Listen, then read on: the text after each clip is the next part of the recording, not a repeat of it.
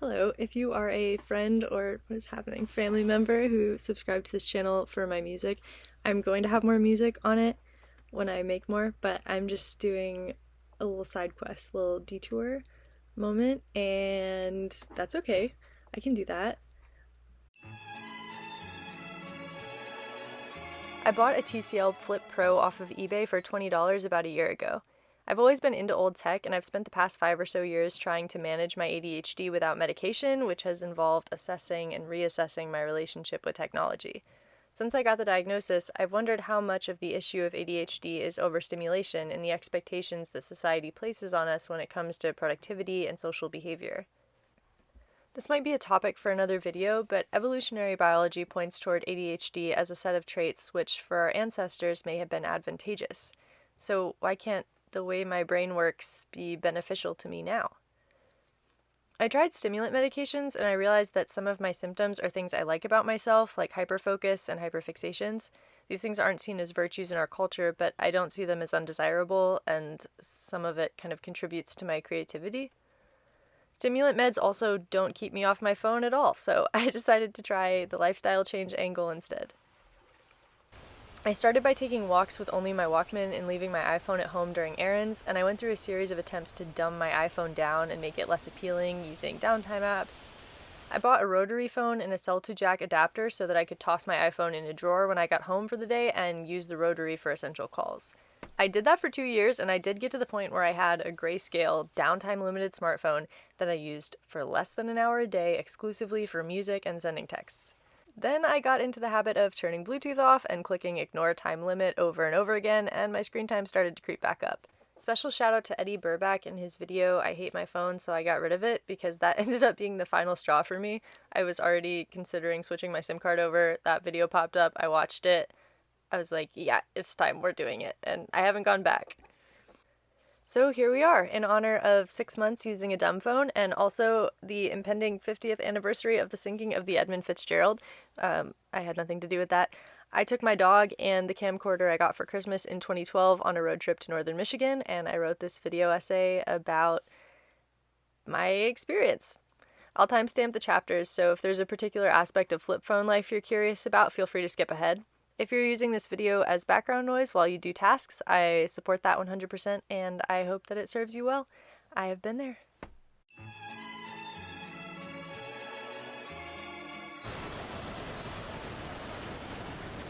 As much as I wanted Aria Montgomery's Microsoft kin in 2010, I think she actually had like 7 different phones in season 1 of Pretty Little Liars, my first 3 cell phones didn't have QWERTY keyboards. I grew up with T9, and after a few days with the TCL Pro, I was proficient again. My phone has 25 emojis. The majority of my most used iOS pics are absent, so this coupled with the clunky keyboard and limited characters per message has really changed the way I communicate over text. I don't have all-day conversations, and when a large amount of information needs to be exchanged, I just call the person. Group messages work half the time, and voice messages are a no-go. I'm more intentional about what I send now, and every message feels like drafting a tweet in the 140 character limit days. My phone compresses images significantly, and I've had to ask friends to send screenshots or images with text in them via WhatsApp or Facebook Messenger because they're completely illegible on the flip. Prior to switching phones, my second largest screen time category was texting, and I did enjoy it, but it kept me glued to the screen. There are dumb phones on the market with full keyboards and better group text capabilities, and depending on your reasons for looking into dumb phones, you might prefer using one of these, but I'm happy to have the inconvenience. I use the phone to exchange information, and it serves me fine. I have regular phone calls with family and friends, no issue with the microphone, and I write letters, and I journal. I used to scroll back through text threads with my friends and reminisce about our conversations, but I really don't miss being able to do that. I have letters from them now, and I can replay voicemails, and that's way cooler. I like it more. I've had Apple and Google Maps on my phone pretty much since I started driving. They used to be a lot buggier, and I remember having to rely on my own sense of direction from time to time, but by the beginning of this year, I was just telling Siri where to take me and following the prompts without question. Obviously, that's no longer an option, but thankfully, roads and train tracks were made before smartphones. We got by for over 150 years between the advent of the internal combustion engine and the release of Apple Maps with the iPhone 5 in 2012. Satellite GPS for cars debuted in the 90s, but my household never used it. There are essentially 3 ways to get to a new location without turn-by-turn navigation in 2025. The secret fourth way is to just get a GPS system for your car if it doesn't already come with one, or pick up one of the dumb phones that has GPS, but those didn't align with my reasons for changing my relationship with tech, so ignore that. The first option is to plug your start and end addresses into MapQuest or Google and print the instructions off to take with you when you're driving. The second is to use an atlas to get to the right area and then call the person or place you're headed to for further instructions. You can also check the website if you're going to a venue or restaurant. Many places still list driving and parking instructions. Here's an example from the Hideout in Chicago. The third way is to use an atlas and then rely on complimentary maps or posted signage to find something like a park, museum, library, hospital, city center, train station. Since I started actually looking at signage, I've realized that almost everything I need to know is posted on the roadside. There are probably even more ways than this to get around without GPS. I just wanted to highlight, it's fine. You can make it work if you want to do it. In the 6 months that I've been without a navigation app, I've only had to phone a friend once or twice. Recently, I drove to the block where I was certain the bar I was meeting my friends at was located, but it wasn't there, and I could have just driven around and found it, but I ended up calling my boyfriend and getting the cross streets. I was a block away. Otherwise, I've managed to get everywhere from huge city music venues to off-the-beaten-path hiking trails without issue. I'm getting less and less anxious about going up to strangers, and I almost always walk away with the information I needed and then some. Plus, human interaction is good for us, and I'll touch on that more later. This atlas has become my best friend. The trip to the UP and my trip to Pennsylvania in June both started with an idea about where to go and the fastest appearing route via interstates. I'll pick up maps at tourist info stations whenever I cross state lines, and I also grab the booklets of attractions to find other stuff I might want to stop at. Sometimes I take a wrong turn and I get rewarded for it. I missed my exit in Holland and I saw this coffee joint out of the corner of my eye. They had vegan BLT on the sign. I did a U-turn. The sandwich was delicious and it was reasonably priced and the staff was great. I originally had inability to search for vegan food or pet-friendly hotels on my list of cons for this phone, but at the time of writing this, Joe to Go doesn't come up on the first 2 pages of results for vegan food in Holland. For my Pennsylvania trip, I did research accommodations beforehand and I brought a list with me because I was really worried about being stranded with my dog, but this time I just pulled up to a motel because it advertised something like the quintessential up north stay, and I asked if they accepted pets. They said they accept dogs. They put us in a room on the end with a dedicated pet relief area. It was affordable. The Mitchell Creek Inn does come up on Traverse City's website, but it's the 17th result, and I'm actually really happy we landed there, so that's good. Also, big thanks to this Newberry Post publication for listing which hotels in the Tahquamenon area are pet-friendly. We didn't end up staying overnight in the UP, but this would have been a huge help. When I need to give someone an ETA, I use a combination of estimating based on mileage and posted drive times on the highway, as well as the drive time map in the back of the atlas. It's not a perfect science, but I was home within 15 minutes of my estimate for the 7-hour drive yesterday, and I feel pretty good about that. So the atlas thing is fun if you're into physical media like me, but it might be more than that. The hippocampus, which is the part of the brain implicated in Alzheimer's disease progression, is in part responsible for spatial memory and navigational processing, both of which are used when you're trying to find a place with a map. Several studies, most recently this one from 2024, have found significantly lower prevalence of Alzheimer's in populations who frequently use spatial and navigational processing, such as taxi drivers and EMTs. The same decreases are not shown in populations who drive the same routes repeatedly or who rely on GPS, like bus drivers and commuters. So we can't say yet that deleting Apple Maps is neuroprotective, but this often cited 2003 study from the New England Journal of Medicine found an association between dance and decreased cognitive decline, and dance also involves spatial and navigational processing. Our brains are use-it-or-lose-it appliances. Senior centers everywhere implemented leisure activities because of this study and other ones like it, so at the very least, I think it's worth trying a new route to the grocery store or planning your own subway changes every once in a while. And I guess if you don't want to do that, then dance as much as you can. Or do both. Okay, I'm not going to cite any more studies for a while, but there's a scene in It in 2017 where one of the characters asks his librarian for information about unexplained tragedies in Derry, and then I think needs to come back several days later for the information, and that baffled me as someone who really wants to know answers to questions right away. The kids also go to the library several times in Stranger Things to look up information. I mean, can you imagine? Safari was one of the most used apps on my smartphone, and if you've been out with friends recently without phones or service, you know that people get super antsy when they want to know something and aren't able to check in on it immediately. If I need to know something urgently now, like when Burger King closes, 411 is an option, but it won't be for long. I just ask a friend to look it up for me. Otherwise, I'll write down my question for home research or just let it go. I was at a Halloween party with friends recently and we watched Weapons, and I spent half the film squinting at Julia Garner because I knew she was married to someone in a band, but I couldn't remember who, and I didn't want to crowdsource my question during the climax of that movie, so I had to live with not knowing until I got home. It's Mark Foster from Foster the People. I've also been reading a lot, and some Mary McCarthy novels require me to have a dictionary with me the whole time. She uses a lot of outdated medical terms and SAT words. I actually feel like the information sticks better when I have to find it on a page, and I started getting pocket textbooks for grad school for the same reason. Sometimes not having Google in my pocket means pulling over at a business and peeking through the windows because their hours aren't posted and they're in there, but they're not coming to the door because they're not open yet.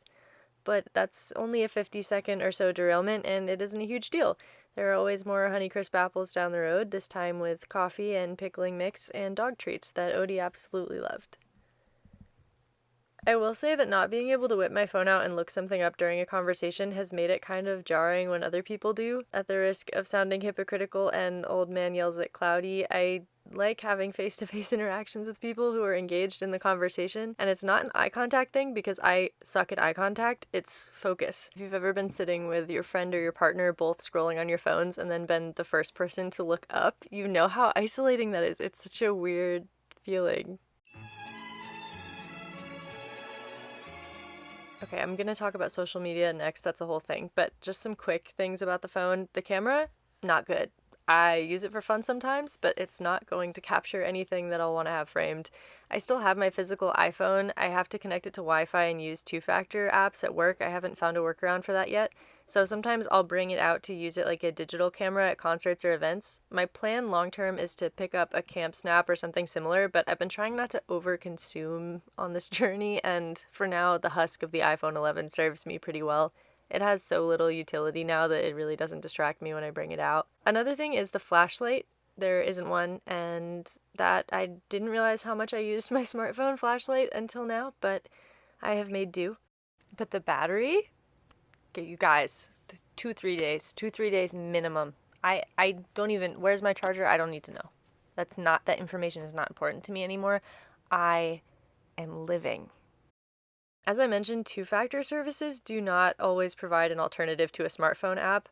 I figured that a work phone is probably in my future for this kind of thing. I really don't think that personal devices should be used at work. I think it's kind of exploitative. If you're going to require the functionality of a device for a job, you should pay for it, but I digress.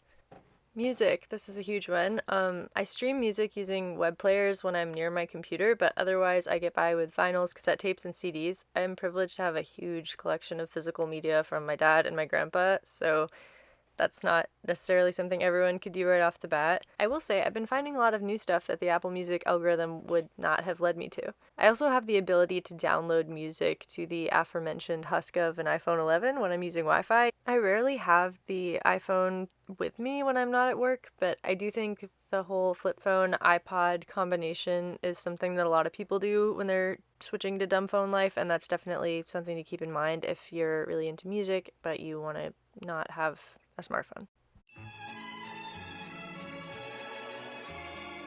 Okay, so I first downloaded Instagram in 2012. I took a year off from it in 2022 for two main reasons.